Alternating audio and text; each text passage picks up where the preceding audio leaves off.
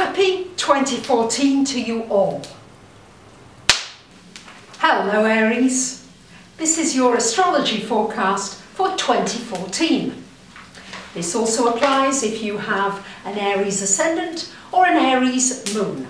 So Aries, this year begins with a big bang, with a big supermoon on the 1st of January.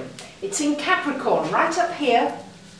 So the sun, the moon, new moon in Capricorn, it's joining Pluto, and Venus is also there.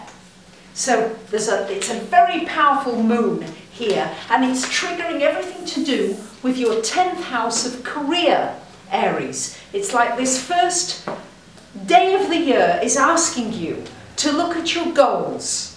What do you want to achieve? What do you want to achieve in this world? What is your unique place? It's about finding your destiny, finding that place where you wake up in the morning and you feel excited to be alive. You feel excited to be doing what you're doing. This is what this new moon is going to be triggering for you. How can I feel excited? Maybe you're doing something you really don't enjoy doing. How can you make the stepping stones into doing something that you're really passionate about? That's the key. And maybe you already do something that you enjoy. What can you creatively add to that to get to more people? The 10th house is very much about the public, how the public see you, how you want to be seen. This new moon, this supermoon that really supercharges this whole year for you, is an opportunity to look at this area of your life, how you impact others. How others impact you, but how you want, the impression you want to make, and how you want to enhance how you feel about your life. You need to feel happy, you need to feel passionate. Aries, you're a fire sign. You need to feel that passion bubbling inside of you. This beginning punch to the new year is going to give you that opportunity. Now, we've got, importantly, your ruler Mars, here, is retrograde, is going to go retrograde between the 1st of March and the 19th of May. But it's important to know that this Mars energy here is going to be in your 7th house of relationships, Aries, until the 26th of July. So pretty much 7 months of the year, you've got Mars activating your house of relationship. What's important about it is it's opposite Uranus in your 1st house. So you're going to be, many of you, in the process of reinventing yourselves. Just everything about yourself needs to be reinvented. How you take care of your health, how you deal with family, and most importantly this year, what's going to be triggered are your relationships. And when Mars goes retrograde during that period in March and May, you may find somebody coming back into your life. An old flame could come back into your life. And it may well be to resolve some issues from the past, to enable you to move on again.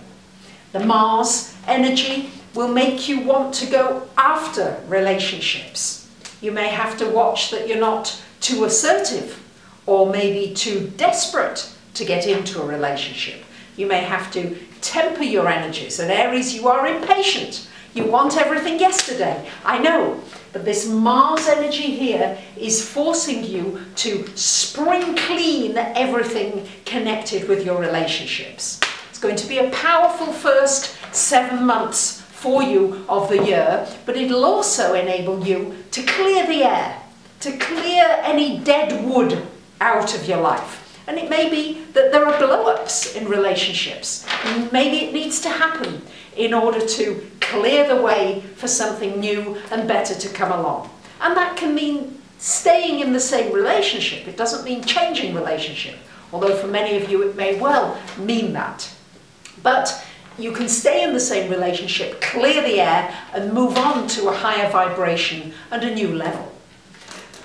After that, then we have Mars in July, at the end of July, moving into your 8th house of sexuality.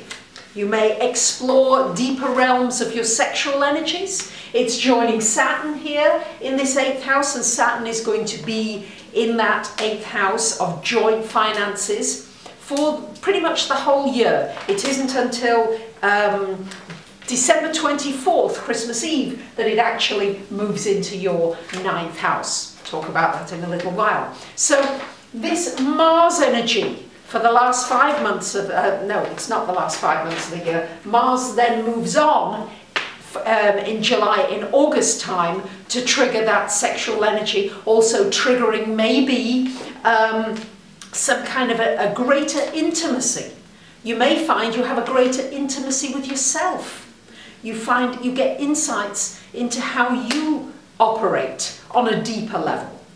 It's also going to make you look at anything that you have joint finance-wise. You may need to take action with something connected with taxes, with finance in general, and certainly anything maybe connected with a partner or somebody you know that's close to you, that has a financial connection with you in some way, may have their financial situation a little bit strained.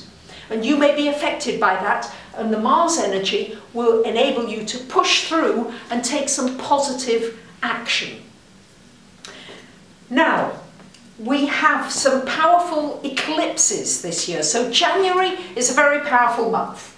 January is going to be this triggering that I mentioned of your goals and what you want to be and your passion.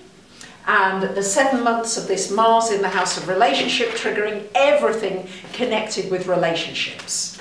And action, movement forward. What we've also got is a very powerful month for this coming year will be April, because April we've got lunar eclipse in Libra, which again is in this 7th house of relationship. So we've got the lunar eclipse in April, and we've got, and this is 14th and 15th, and I will put these dates up at the end of the video so you'll be able to have a list of all the dates, because many of you asked me about that, and I'll put them up at the end so you'll be able to refer to them. I'll also put them up on my website so you'll have a reference point to be able to go to. So April 14 and 15, your relationships, and April 28th and 29th, we've got this solar eclipse here in Taurus for you in your 2nd house of money, shaking up your financial side, your values, what's important to you. These are things that are going to be triggered during these eclipses. So your relationships and your finance, Aries, so what's new? But you'll get an opportunity to start new, to do something differently. And at the same time, another very powerful date, this is why April is such a powerful, powerful month, is that on the 21st of April, we've got this exact square from Pluto to Uranus.